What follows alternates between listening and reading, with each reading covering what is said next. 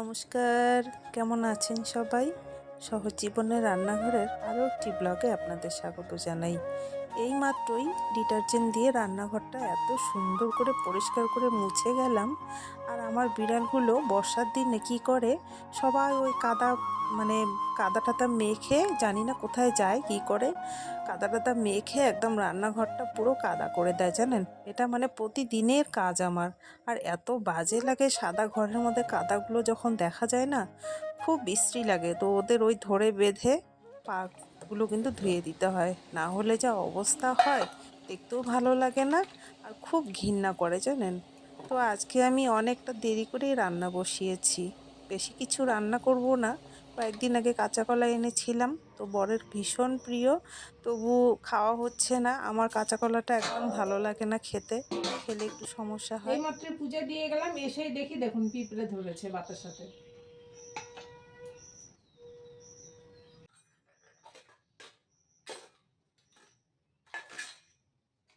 আর যেমনি বর্ষার দিন তেমনি হয়েছে পিঁপড়ার উৎপাত।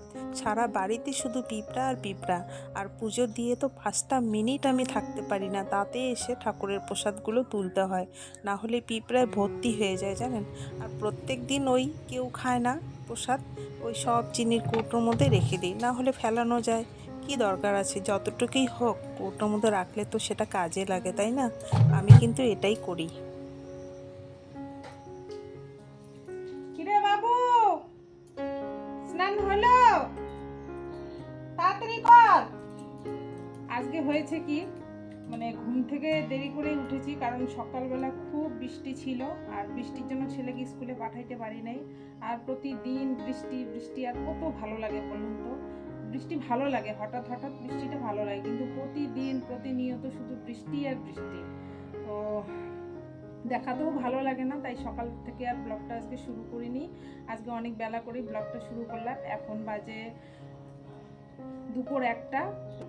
বর সকালবেলা বলে গেল যে তুমি কিছু রান্না করো না, আমি বাজারে যাই। তো এখন একটু আগে ও ফোন করে বলল যে রান্না হয়েছে। দেখুন, আমাকে বলে গেছে যে বাজারে যাবে, বাজার করবে। জানি না মাছ ঠাস কি আনবে, কিছু বলে জানি, শুধু বলছে যে বাজার নিয়ে আসবে। মেয়েকে দেব নতুন আয়না, জানেন আয়নাটা নিয়েছি, কেমন যেন একটু কাজটা ঢেউ ঢেউ ঢেউ ঢেউ, মানে আমারই কেমন যেন মুখটা দেখতে ভালো লাগছে না। তাই ভাবলাম চলো আরেকবার ভালো করে বসে দেখে চুলটা আশ্রয়।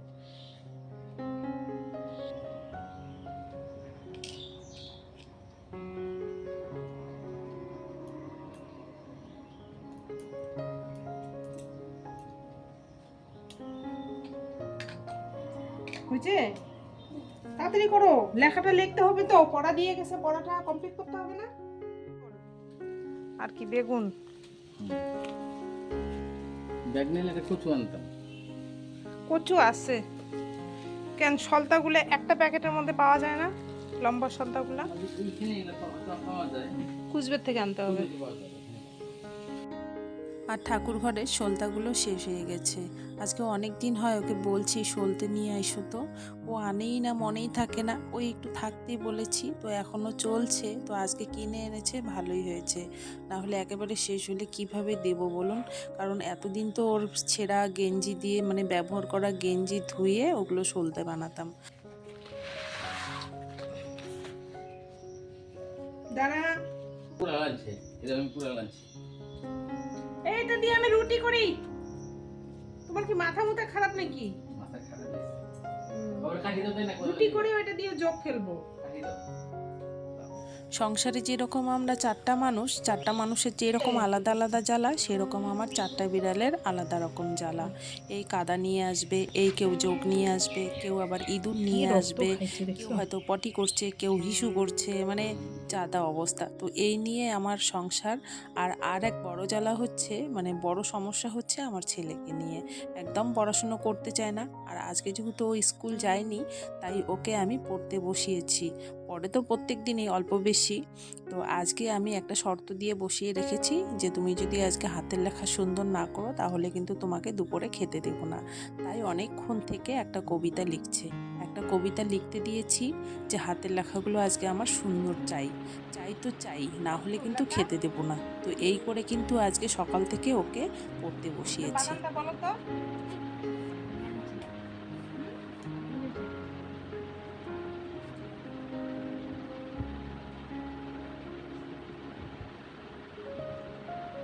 একটু ফাঁকা করে লিখবা, অন্তর হোক।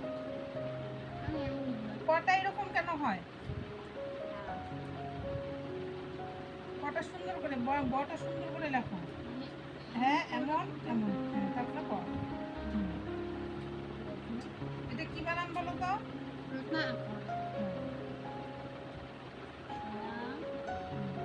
আরে নিচ পর্যন্ত আনবা না কিন্তু, বলে দিছি। এই দেখো দেখো।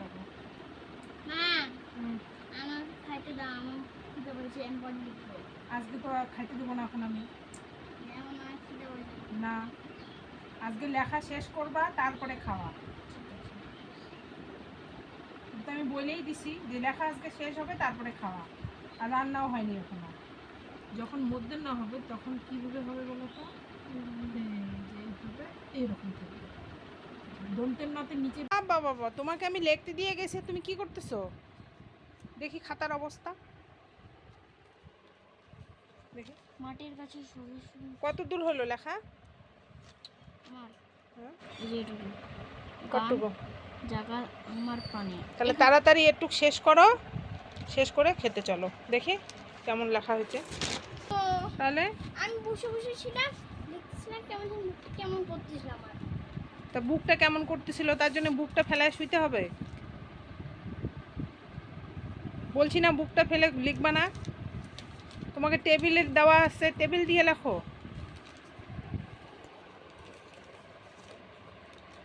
আর কবিতার নাম লেখো নাই কেন? কবিতার এই জায়গায় লিখছি। এইখানে কেন লিখছো? তোমাকে এই জায়গায় লিখতে বলছি। এই জায়গা ভালো হয় না। আবার কাগজ ছিঁড়ছে কেন? ওই যে আবার কাগজটা এটা ছিঁড়ে ফেলছে।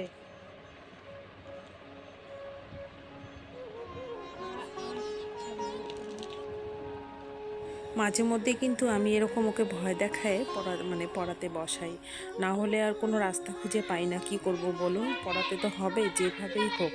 পড়াশোনায় যেমনই হোক না কেন, কথাবার্তায় কিন্তু একদম পাকা। যদি বলি নিজে হাতে মেখে খাও, আর এখনও কিন্তু ওকে মেখে দিতে হয়, তারপর খায়। আর খাওয়াই দিলে তো কোনো কথাই নেই, তাহলে তো খুবই ভালো। যদি বলি নিজে হাতে মেখে খাও, খেতে চাবে না, বলবে এটা তো আমি বড় হলে পাবো না, তো এখন তোমরা খাইয়ে দাও, বড় হলে তো আমাকে নিজে হাতেই মেখে খেতে হবে। এইরকম কথায় এত পটু, কথা শুনলে মনে হবে না যে পড়াশোনায় বা অন্য বাহ্যিক জ্ঞানে ও এতটুকু দুর্বল। তো যাই হোক, ভগবান করে ওর এটা ঠিক হয়ে যাবে আশা করি। স্কুল থেকেও অনেক কিছু আমাকে বলেছে ওকে কিভাবে মানুষ করবেন, তো সেইভাবেই করছি। তাহলে বন্ধুরা, খেতে খেতে আমি আজকের ভিডিওটা এখানেই শেষ করছি। আমার দেওয়া ভিডিও আপনাদের কেমন লাগলো কমেন্টে অবশ্যই জানাবেন। আজকের মতো এখানেই টাটা। সবাই ভালো থাকবেন, সুস্থ থাকবেন।